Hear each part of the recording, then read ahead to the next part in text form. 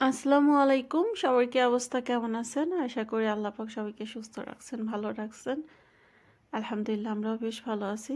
কাছে দূরে, দেশ এবং দেশের বাইরে যে যেখান থেকেই আমার এই ভিডিওগুলো আপনারা দেখেন না কেন, আপনাদেরকে অসংখ্য ধন্যবাদ জানাই। সেই সাথে আরও একটি নতুন ভিডিও দেখার জন্য ওয়েলকাম করছি। আমি মনিরা বলছি ঢাকা থেকে।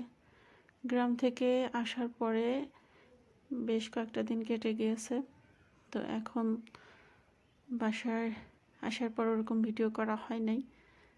তো তারপরে এই যে যাই টুকটাক একটু করছি, ওইটা আপনাদের সাথে শেয়ার করছি। তো বেশ কিছু সবজি বাজার নিয়ে আসছে, তো ওইগুলোর মধ্যে দেখলাম যে ব্রুকলিও নিয়ে আসছে। তো মুরগি নামাইছিলাম ফ্রিজ থেকে, তো ভাবছিলাম যে কি বিরিয়ানি রান্না করব। তো পরে দেখলাম যে ব্রুকলি নিয়ে আসছে, ক্যাপসিকাম নিয়ে আসছে। তো তখন ভাবলাম যে আচ্ছা ঠিক আছে থাক, বিরিয়ানি আর রান্না করব না।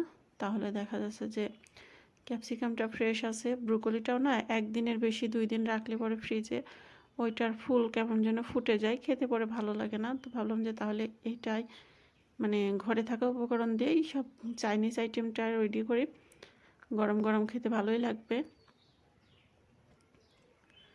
তো এই তো সবজিগুলোকে আমি সুন্দর মতো ভাপিয়ে নিয়েছি, গাজর টাজর দিয়ে, ফুলকপি, ক্যাপসিকাম, ব্রোকলি। তো এখন হচ্ছে চিকেনটা ম্যারিনেট করে নিচ্ছি। তো সব রকম মশলা দিয়েই করছি। তো এখানে দিচ্ছি হচ্ছে আদা রসুন বাটা, তারপরে ধনিয়া বাটা, তারপরে হচ্ছে জিরা বাটা, আর হচ্ছে মরিচের গুঁড়া, হলুদের গুঁড়া, লবণ পরিমাণ মতো দিয়ে এটাকে মেখে রাখবো কিছু সময় ধরে। একটা ডিমও দিয়ে দিব, যেহেতু ওই যে চিলি চিকেন টাইপেরই করব, ভেজিটেবল দিয়ে করবো আর কি।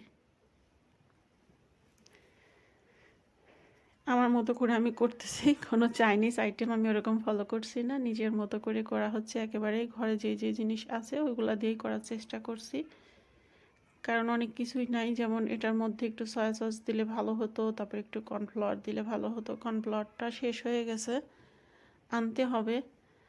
হয় কি মানে পাঁচতলা বাসায় থাকি, তারপরে হচ্ছে লিফট নাই, এই কারণে না একবার উঠলে আর নামতে ইচ্ছা করে না, না নামলে আর উঠতে করে না। বিশেষ করে ওঠাটা অনেক কষ্ট। তো চেয়েছিলাম বাসাটা চেঞ্জ করব, তো হচ্ছেই না। যাই হোক, এখানে হচ্ছে পোলাও রান্না করে নিচ্ছি। পোলাও দিয়ে কিন্তু আমি ফ্রাইড রাইস করব, মানে পোলাওর মতো করেই রান্না করে নিব। নেওয়ার পরে একটু পানি কম দিব, তাহলে দেখা যাবে কি ঝরঝরা ফ্রাইড রাইস হবে। আমি এভাবেই করে থাকি।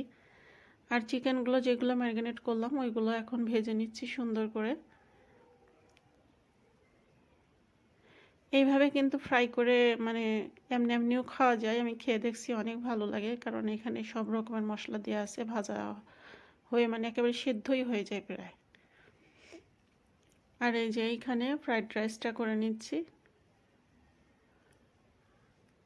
ফ্রাইড রাইসের জন্য আলাদা করে একটু ক্যাপসিকাম কিছু পরিমাণে চিকন চিকন করে কেটে নিয়েছি, নিয়ে আর হচ্ছে একটু গাজর দিয়েছি, সামান্য ফুলকপি দিয়েছি। আর এইখানে হচ্ছে ওই যে যেই ভেজিটেবলটা রান্না করব চিকেন দিয়ে, ওইটার আর কি রান্না করে নিচ্ছি। সংক্ষিপ্ত আকারে দেখালাম, পুরো রেসিপিটা ওইভাবে দেখানো হয় নাই। এই যে ফ্রাইড রাইসটা খুবই সুন্দর হয়েছে, ঝরঝরা। আর এখানে যে চিলি চিকেন এর মতো করে আর কি রান্না করছি। আর বিকালে বাবু খাওয়ার বায়না করছিল, ওর এই যে ডিম দিয়ে, আটা দিয়ে, চিনি দিয়ে এরকম করে ছোট ছোট বড়ার আকৃতি করে ভেজে দেই, ওইটা খুবই পছন্দ করে। তো সবাই সুস্থ থাকবেন, ভালো থাকবেন, আল্লাহ হাফেজ।